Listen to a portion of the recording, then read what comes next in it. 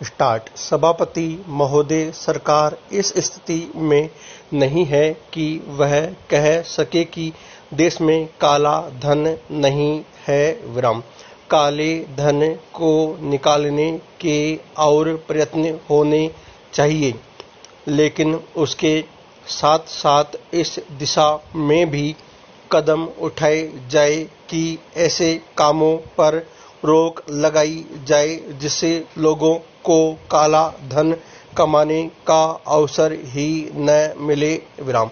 आज हमारे देश के विभिन्न प्रदेशों और क्षेत्रों की स्थिति में बड़ा अंतर है। विराम। इस अंतर को समाप्त किया जाना चाहिए। विराम। मुझे आशा है कि वित्त मंत्री महोदय मेरे इन सुझावों पर अवश्य ध्यान देंगे। विराम। कल मैं वित्त मंत्री जी को बता रहा था कि आप एक तरफ से नए नए कर खजाने का भरने की कोशिश कर रहे हैं और दूसरी तरफ आपके विभाग उस खजाने में छेद कर रुपया निकाल रहे हैं। विराम। इस तरफ उनका ध्यान जाना चाहिए। विराम। मैंने इस संबंध में एक उदाहरण दिया था कि एक लंबी चौड़ी सड़क पर एक ही तरह का काम होने वाला था। विराम। एक ठेकेदार ने 4 लाख रुपये प्रति मील और दूसरे ठेकेदार ने 10 लाख रुपये प्रति मील के हिसाब से रुपया मांगा। विराम। जब मंत्री महोदय के सामने यह चीज लाई गई तो इस बात की जांच हुई जिसमें कुछ करोड़ रुपयों की बचत हुई है। विराम। अगर सब मामलों की जांच हो जाती तो कई करोड़ रुपयों की बचत हो सकती थी। विराम। जैसा कल मैंने वित्त मंत्री जी से कहा, उन्होंने 2 करोड़ रुपये की छूट करों में देकर हम पर एहसान लाद दिया। विराम। लेकिन मैं तो आपका कई करोड़ रुपयों का लाभ करा रहा हूँ। विराम।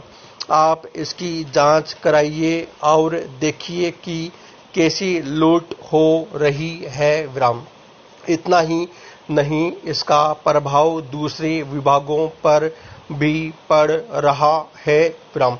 वहाँ पर जो दूसरे विभाग काम कर रहे हैं उनकी दरें भी बढ़ रही है या दरें बढ़ने के लिए उनकी मांग बढ़ रही है। विराम। जब वही काम एक जगह अधिक लागत में होगा तो दूसरी जगह वही काम कम लागत में नहीं हो सकता। विराम।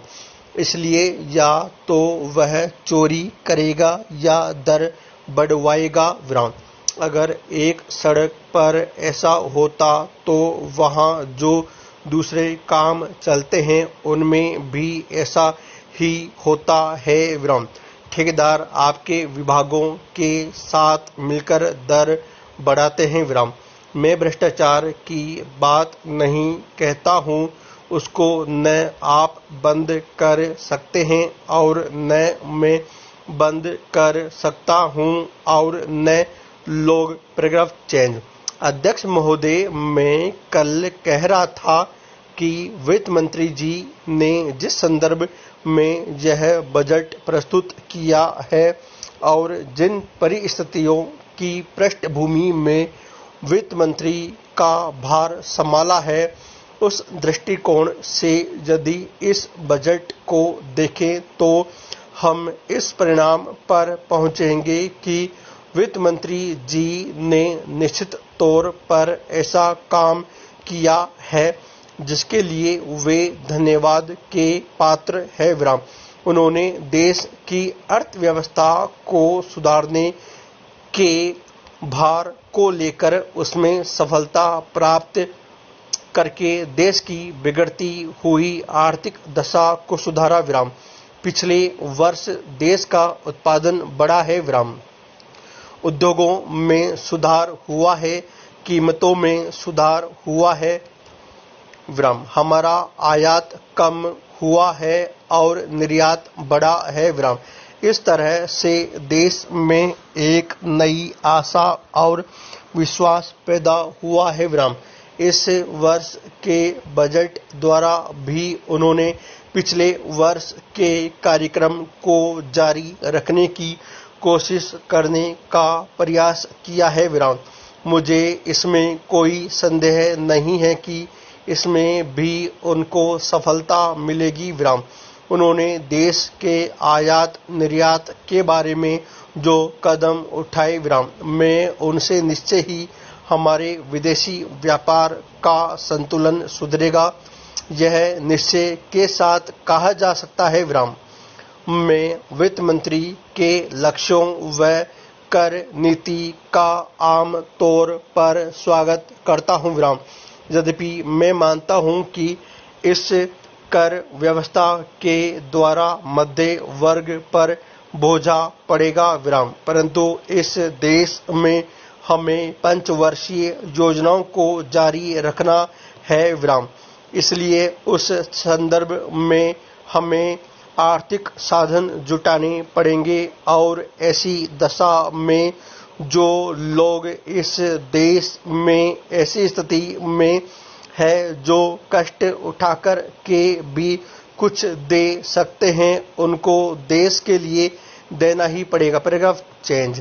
इसलिए वित्त मंत्री जी के इन कदमों का भी मैं स्वागत करता हूं, परंतु साथ ही साथ मैं नम्रतापूर्वक यह अवश्य कहना चाहता हूं कि वित्त मंत्री महोदय ने किसानों पर जो भी नए कर लगाए हैं उनके ऊपर वे फिर सोचे। मेरी मान्यता के अनुसार वित्त मंत्री द्वारा खाद पर जो कर लगाया गया है, जो शुल्क लगाया गया है, वह एक ऐसा कार्य है जिससे इस देश का विकास रुकने वाला है। उन्होंने अपने बजट भाषण की भूमिका में कृषि संबंधी कच्चे माल के उत्पादन के लिए पूंजी लगाने की आवश्यकता पर जोर दिया है। उनकी स्वयं की यह मान्यता है कि कृषि का उत्पादन बढ़ाना बहुत आवश्यक है। अध्यक्ष महोदय, उसके लिए सब कुछ करना है तो फिर कृषि उत्पादन का जो मूल आधार है, उस खाद और पानी की जो व्यवस्था है, जब उस पर ही कर लगाया जाता है तो मेरे मन में आता है कि कहीं वित्त मंत्री महोदय अपनी ही बात को अपने ही सिद्धांतों के द्वारा तो काट नहीं रहे हैं। मैं कहना चाहता हूँ कि हमारे देश में अभी भी चौथाई कृषि भूमि से ज़्यादा सिंचित भूमि नहीं है। इस देश की जितनी कृषि योग्य भूमि है उसका चौथाई से भी कम हिस्सा है जो सिंचित भूमि के नाम से पुकारा जा सकता है। मेरी राय में अब समय आ गया है जबकि पिछले 2-3 वर्षों की नीति पर फिर विचार किया जाए और एक मात्रा में घाटे के बजट का सहारा लेकर ही सही आर्थिक दशा सामाजिक विकास योजनाओं की गति को बहुत बढ़ा दिया जाए। इस मामले में मैं समझती हूँ कि तुरंत कार्रवाई होनी चाहिए ताकि आज जनसाधारण में जो असंतोष उभर रहा है वह हानिकर दिशाओं में न चलने पाए। आज के राजनीतिक वातावरण की दृष्टि से भी मैं कहना चाहती हूँ कि विकास की गति को बढ़ाने की आवश्यकता सर्वोपरि